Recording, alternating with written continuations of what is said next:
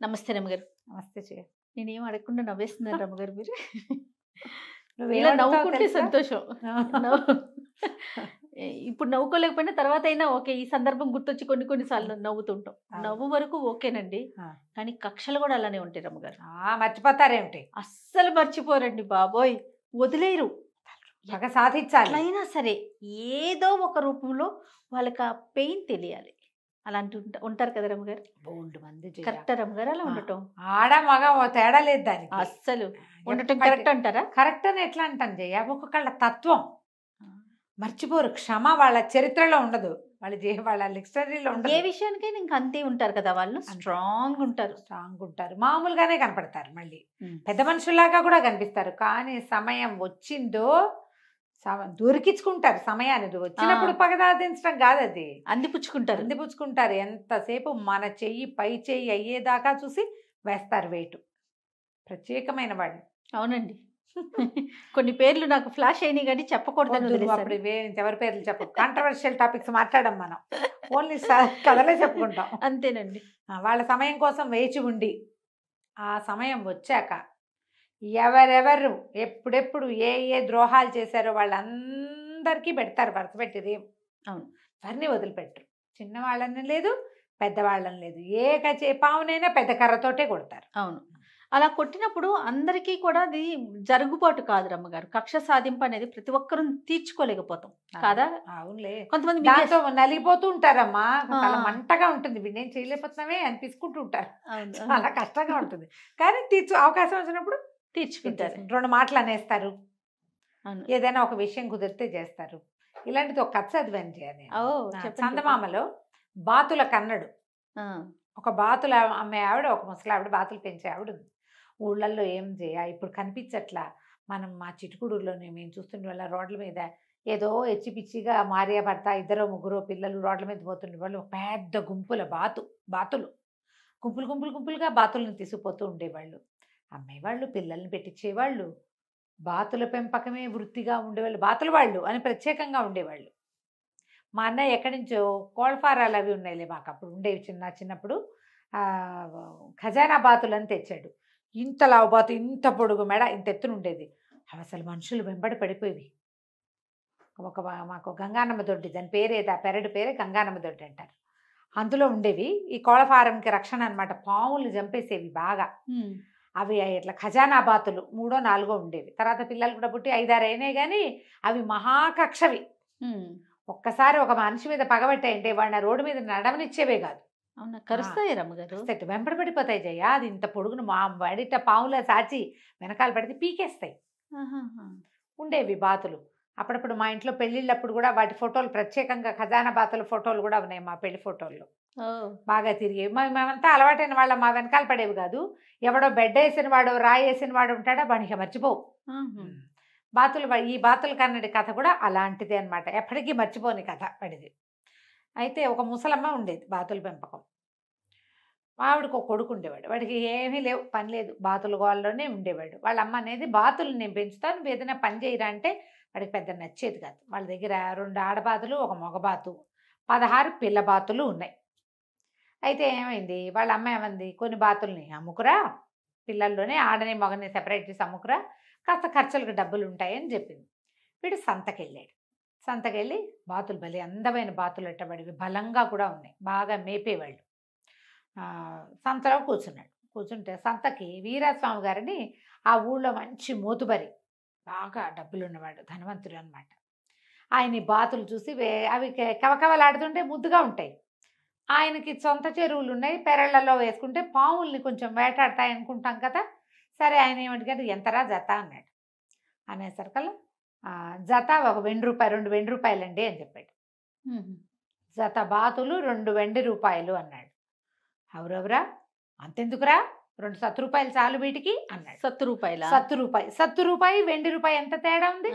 వాడు ఇష్టమైతే తీసుకోండి బాబు, లేకపోతే మానేయండి, నేను తక్కువ గీనండి, మా బాతులు మంచి అన్నాడు. అనేసరికి కొడ్డు మండిపోయింది. ఏంటి నాతో బేరమాడతావుగా, నువ్వు ఎంత వాడివి, నువ్వు నీ బతికెంత, నువ్వెంత అని. అరే పట్టుకోండి రా 2 బాతుల్ని అని చెప్పి ఒక జోడు బాతుల్ని తీసుకెళ్ళి వీడిని ఈడ్చుకురండి అని వాడిని కొట్టేసి పాతిక కొరడా దెబ్బలు కొట్టించాడు. అయ్యయ్యో! ఆ! నాతో బేరం ఆడతావా, ఇంత ధనవంతుణ్ణి, నాకు బేరం చెప్తావా నువ్వు, ఆ! తీసుకోండి బాబు మీ ఇష్టం, తోచినంత ఇవ్వండి అనాలి. బాతులు పెంచుకుని ఊళ్ళో బతికేవాడివి మోతుబరితో నీకు పందెమైతేట, రేటు చెప్తావేంటి నువ్వు, నీ రేటు ఏమిటి, నువ్వెవడివి అసలు, మొత్తం బాతులు తీసుకున్నా దిక్కులేదు ఆ! అని చెప్పి కొట్టించేశాడు 25 దెబ్బలు. వీడు దెబ్బలని అయిపోయాక వీపు విదిలించుకుంటున్నాడు. కొడితే కొట్టారు కానీ డబ్బులు వదిలేదు, లేదండి 2 వెండి రూపాయలు ఇచ్చి తీసుకోండి అన్నాడు. వాడు ఊరుకోడు అనమాట. ఆ! ఆ! అనేసరికి ఇంకో 10 కొట్టండి రా వీడిని అన్నాడు. అయ్యయ్యో! 35 దెబ్బలతోటి తీసుకొచ్చి బయట పారేశారు. అయినా కూడా వాడు తగ్గట్ల. ఏం చేస్తాడు, వీపు వాచిపోయింది, వదలాలని లేదు. ఇంటికి వెళ్ళాడు. ఇంటికెళ్ళి బాగా ఏడ్చాడు వాళ్ళ అమ్మ దగ్గర. అక్కడి నుంచి ఆ ఊళ్ళో నుంచి వెళ్ళిపోయాడు. వాళ్ళ అమ్మ దారిని, వాళ్ళ అమ్మ ఇంకా అన్నయ్యలు ఎవరో ఉన్నారు, ఆవిడ ఉండేది. ఇక ఆ ఊరు ఈ ఊరు తిరిగి ఎక్కడెక్కడో ఏదేదో సంపాదించుకుని పెద్దవాడయ్యాడు. ఈ కథ నాటికి వాడికి ఒక 16-17 ఏళ్ళు. ఆ నూనూగు మీసాలు, మొలక మీసాలు, మొహం నిండా పింపుల్స్, పిల్లలు బక్కగా ఉంటారు. ఆ వయసులో పుష్టి తేలరు కదా, ఎదిగే వయసులో పిల్లలు తేలరు, బక్క చిక్కిపోయి ఉంటారు. ఆ డొక్కు మొహంతో వాడు 10-25 ఏళ్ళు వచ్చాక వాడు ఎట్టా ఉంటాడో ఎవరికీ ఊహలేదు. 27-28 సంవత్సరాల వయసు వచ్చాక ఒకనాడు మళ్ళీ ఈ ఊరు వచ్చాడు వాడు. వస్తే ఈ వీరాస్వామి గారు ఏదో పెద్ద బంగళా లాంటిది కట్టిస్తున్నాడు. వడ్రంగి పనులు జరుగుతున్నాయి. బోల్డంత కలప తెప్పించారు. దుంగలు అవి తెప్పిస్తారుగా. ఇప్పుడు మనకి కలప అనగానే ఏమీ తెలీదు, మనకు అన్నీ తెలిసినవి ఏమిటి, మన దాన్ని ఏదో అంటారు కదా, ప్లైవుడ్ డెకలమే తెలుసు. పాతకాలంలో ఇళ్ళు కట్టడం కలప అంటే ఇంతంత దుంగలు, రకరకాలు నేరేడు తెచ్చేవాళ్ళు, వేప తెచ్చేవాళ్ళు, తాటి తుమ్మ తెచ్చేవాళ్ళు. తాటేమో వాకిట్లో వసారాలో దింపడానికి తాటి దిమ్మలు వచ్చేవి. అక్కడి నుంచి టేకు, పై ఓళ్ళ నుంచి పనస, సన్న పనులకి జాజికాయ చెక్కలు, ఇవన్నీ ఇంతంత లావు మోకులు, ఇవి ఏమన్నా దాన్ని లాగ్స్ అంటారు, దిమ్మలు, చెత్త తాలూకు ఇవన్నమాట. ఎన్నో ఉన్నాయి. వీడు అదంతా చూసుకుంటూ వచ్చాడు లోపలికి. ఎట్లా లోపలికి వెళ్ళి పెరడంతా విశాలంగా తెరిచింది, రకరకాలు ఉన్నాయి కదా, ఒక్కొక్కటి ఇట్లా కొట్టి ఇట్లా రాసి చూస్తున్నాడు. ఈ వీరాస్వామి గారు పెరట్లోకి వచ్చాడు, అదే ఆ పక్కకు వచ్చాడు. వచ్చి ఎవరు ఏమిటి, కలప గురించి తెలిసేముందే అన్నాడు. అంటే తెలియకేమండి, ఎన్నాళ్ళ నుంచో ఈ పని చేస్తున్నాను నేను, ఒక మాదిరిగా తెలుసు, మరి అంత గైరుగా లేదండి అన్నాడు. అనేసరికి వీరాస్వామి అన్నాడు, ఎవరు తెలిసిన వాళ్ళని పిలిపించాను, నీకు అంత గట్టిగా తెలిస్తే కొంచెం అడవి వైపుకి వెళ్దాం, నువ్వు ఏ చెట్టు బాగుందంటే ఆ చెట్టు కోయిస్తా అంటే సరే పదండి అన్నాడు. పదండి అంటే పెద్దగా పని వాళ్ళు ఎవరు రాలేదు, ఏదో వాళ్ళు ఎవరో తిరుగుతున్నారు అటు ఇటు. ఈ వీరాస్వామి ఈ బాతుల కన్నడు ఇద్దరు అడవిలోకి నడిచి వెళ్ళారు. చూసిన వాడు ఏం చేశాడట, ముందుకు తీసుకెళ్తే మనుషులు ఎవరు లేకుండా వీళ్ళిద్దరే, నిర్మానుష్యంగా ఉంది వాళ్ళిద్దరే. వీడు ఇంకా కొంచెం అట్లా ముందుకు తీసుకెళ్ళి ఒక పెద్ద లావుగా మొదలున్న చెట్టును చూపించి, అబ్బో భలేగా ఉందండి, ఇది కనుక కోయించామంటే బ్రహ్మాండంగా దర్వాజాలు తయారైపోతాయి, ఎంత కైవారం ఉందో కొలుద్దాం, కావిటేసుకోండి ఈ చెట్టుని అన్నాడు. కైవారం అంటే చెట్టు తాలూకు సర్కంఫరెన్స్ మొత్తం రౌండ్ తెలియాలి కదా, కైవారం అంటాం తెలుగులో దాన్ని. ఈయన ఇట్లా ఏం చేశాడు, చెట్టును ఆనుకుని 2 చేతులతోటి ఇట్లా కావలిచ్చుకున్నాడు. మనం 2 రౌండ్ కాకుండా ఇంకా ఎంత ఉందో తెలియటం కోసం ఇది దగ్గర పెట్టేశారు. కళ్ళు వీడేం చేశాడు, రెండో వైపుకి వెళ్ళి, ఆయనేమో చెట్టుకు ఓ వైపు నుంచి దాన్ని కావలించుకున్నాడు, వాటేసుకోవటం అంటారు, అదే కావలించుకోవటం అంటారు మేము. అవతల వైపుకి వెళ్ళి జేబులోంచి ఓ తాడు తీసి 2 చేతులు కట్టేశాడు. ఊరండి, ఇప్పుడు నీకు ఇట్లా కట్టేస్తే ఒక రకం, నువ్వు ఒక చెట్టుని కావలించుకుని ఉండగా నీ మొహమేమో చెట్టుకు అనుకుంది, బొజ్జ ఛాతీ చెట్టుకు ఆనేసుకున్నాయి, చేతులు ఇట్టున్నాయి, మెడ ఇటు తిప్పడానికి కూడా వెళ్ళి. అవును, 2 చేతులు కట్టేసి, నేను వడ్రంగిని అనుకున్నావా, బాతుల కన్నెడిని 35 దెబ్బలు కొట్టావు, ఇవాళ నీ దెబ్బలు వసూలు చేసుకొచ్చాను నేనని అక్కడి నుంచి ఒక పెద్ద అంత చేపాటి తాడు ఇదొకటి తీసుకుని తాడు లాంటిది మెలిపెట్టి పటా పటా పటా కొట్టేశాడు. 35 దెబ్బలు. ఈయన 50 ఏళ్ళవాడు, కుర్రాడు 25 ఏళ్ళవాడు కొడితే ఎంత దెబ్బ తగులుతుంది. ఇక పిచ్చి కేకలు పెట్టేశాడు వీరాస్వామి గారు. ఇక పిచ్చి లేదు వెరలేదు, అక్కడ ఎవడున్నాడు, పని వాళ్ళంతా వెనక దిగబడిపోయారు, ఈయనేమో ముందుకు వచ్చేసాడు. 35 కొట్టి ఇవాళ దెబ్బల బాకీ ఈరోజు తీరిపోయింది, బాతుల బాకీ కోసం మళ్ళీ వస్తా నేను, మరి బాతులు తీసుకున్నావు కదా అని వెళ్ళిపోయాడు. పని వాళ్ళు ఎప్పటికీ అయ్యగారు రాడేమిటా అని చూస్తే కొస ప్రాణంతో వీపు నిండా దెబ్బలతోటి తాడుతో కట్టేసి ఉండి పైగా రెక్కలు లాగి కట్టేస్తే ఎంత బాధ శరీరానికి. ఆ, లబోదిబోమని ఆ పని వాళ్ళు ఏం చేశారు, ఆ తాడు తీసి మోసుకుపోయారు. ఎంత కష్టమైందో. మరేం చేస్తారు, ఉమ్, మోసుకెళ్ళి ఇంటికి తీసుకుపోయారు. ఆయన పిచ్చిగా భయపడిపోయాడు. ఎప్పటికీ తగ్గల ఆ దెబ్బలు. పైగా ఏంటంటే కొన్ని గంటల పాటు ఇట్లా కట్టేసి ఉండేసరికి శరీరం స్వాధీనపడాల. నీకు సుఖపట్టానికి అలవాటు పడిన శరీరము వింటుందా మాట? వినదుగా. ఎన్ని రోజులు పట్టిందో ఆ దెబ్బలు మానటానికి. ముందుకి పడుకోలేడు, వెనక్కి పడుకోలేడు. అయ్యయ్యో. మరి ఒట్టి పుణ్యానికి ఎవరో కుర్రాన్ని కొట్టిన పాపం ఊరికే పోతుంది. అదేగా. వాడు వదిలిపెట్ల. అక్కడి నుంచి ఏమైంది, కొన్ని రోజులు గడిచింది. ఈయన మంచం పట్టేశాడు. దెబ్బలు తగిలిన భయానికి బెదురు. అయితే ఏమైంది, ఊళ్ళో బాగా చెప్పుకున్నారు. ఈడేం చేశాడు, మన బాతులు కన్నాడు, కొంచెం వైద్యుడు వేషం వేసుకున్నాడు. కాస్త తలకకి కాస్త తెల్లరం కట్టించుకుని నెత్తికో పాగా పంచకట్టు ఓ చిన్న సంచి పుచ్చుకొని కొత్త వైద్యుడిని వీళ్ళింటికి వచ్చాడు. ఈ కొత్త వైద్యుడు ఎవరో ఊళ్ళోకి వచ్చాడని తెలిసి ఆయన పిలిపించాలనుకున్నాడు. ఈయనే వచ్చాడు. వచ్చాక లోపలికి వచ్చి చూశాడు. ఆచార్యులు గారు, నేను తిరుగుతానంటారండి అన్నాడు. ఎందుకు తిరగరండి, రాంబాణం లాంటి మందు ఒకటి తయారు చేసి ఇస్తాను మీకు, ఒరే అబ్బాయి ఇట్రారా అని అక్కడున్న పాలేరుని పిలిచి అదేదో పట్టుకురా అని వాడికో చీటీ రాసిచ్చాడు. ఇంట్లో ఉన్న ఈయనకి సహాయం చేస్తున్న పాలేళ్ళందరినీ ఒకడిని కల్వం దెమ్మని, ఒకడిని అదేదో దెమ్మని, ఇంకొకడిని వాళ్ళు ఎవరింటికో వెళ్ళి అదేదో పట్టుకురమని మొత్తం అందరినీ పంపించేసి ఆ కంచి మూలనున్న దుడ్డుకర్ర తీసాడు. తీసి, వైద్యుడిని అనుకున్నావా, బాతుల కన్నండి నీ సంగ చెప్పడానికి వచ్చారని కర్ర ఎత్తాడు. ఎత్తేసరికి ఆయన ఇట్లా బిగుసిపోయాడు. ఆ కొన్ని గంటల పాటు ఇలా కట్టేసి కొట్టిన అది ఉందా షాదురు, అదురు, ఆ అదురుతో బిగుసిపోయాడు. ఈయన నిలుగుడ్లు పడ్డాయి.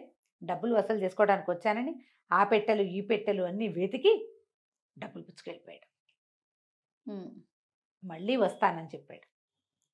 పాలేళ్ళు పనివాళ్ళు అందరూ వచ్చేసరికి ఏముంది, ఇట్లా బిర్ర బిగుసిపోయి ఉన్నాయి. ఈయన కనిపించాడు. మొహాన్ని నీళ్లు కొట్ట రైగారు రైగారు రైగారని ఎట్టగొట్ట చేసి ఎవడో ఇంకో వైద్యుడిని తెచ్చి మొత్తానికి సరి చేశారు. ఈ డబ్బులు పుచ్చుకెళ్ళిపోయిన కన్నడు ఊరిలోంచి వెళ్ళిపోయాడు. చాలా రోజులు గడిచాక ఈయన మెల్లిగా ఎప్పటికో నార్మల్ అయ్యాడు. మర్చిపోయాడు కూడా. ఇది ఓ 10 సంవత్సరాల తర్వాత, 10 ఏళ్ల తర్వాత ఏమైంది, ఆ ఊళ్ళోకి కన్నడు ఏదో దేనికోసమో వచ్చాడు. వస్తే ఏమైంది, అప్పుడు ఒక గుర్రాలు అమ్మేవాడు ఒక బ్రహ్మాండమైన గుర్రాన్ని తెచ్చాడు. కన్నడి దగ్గర బాగా డబ్బులు ఉన్నాయి, ఎందుకంటే వాడు ఏదో బిజినెస్ చేసుకున్నాడు, ఈయన డబ్బంతా పట్టుకుపోయాడు కదా. సరే ఈ గుర్రం కొందామనిపించింది. ఈ గుర్రం కొంటున్నప్పుడు మాట్లాడుతూ ఉండగా అతనికి ఏం కనపడింది, ఆ సందు చివర ఉన్న ఒక బంగారపు దుకాణం వాకిట్లో ఒక బండి ఆగి ఉంది. ఆ బండి వీరాస్వామి దాన్ని గుర్తుపట్టాడు. ఒక 4 అడుగులు ముందుకెళ్ళి చూస్తే వీరాస్వామి కూర్చుని ఉన్నాడు బండిలో. కనపడిందిగా. సరే ఇప్పుడు ఏం చేశాడు, మళ్ళీ వెనక్కి వచ్చి గుర్రాలు వాడిని అన్నాడు, తప్పకుండా కొంటా ఈ గుర్రాన్ని, నువ్వు అడిగిన రేట్ ఇస్తా, అయితే నువ్వు పని చేయాలి.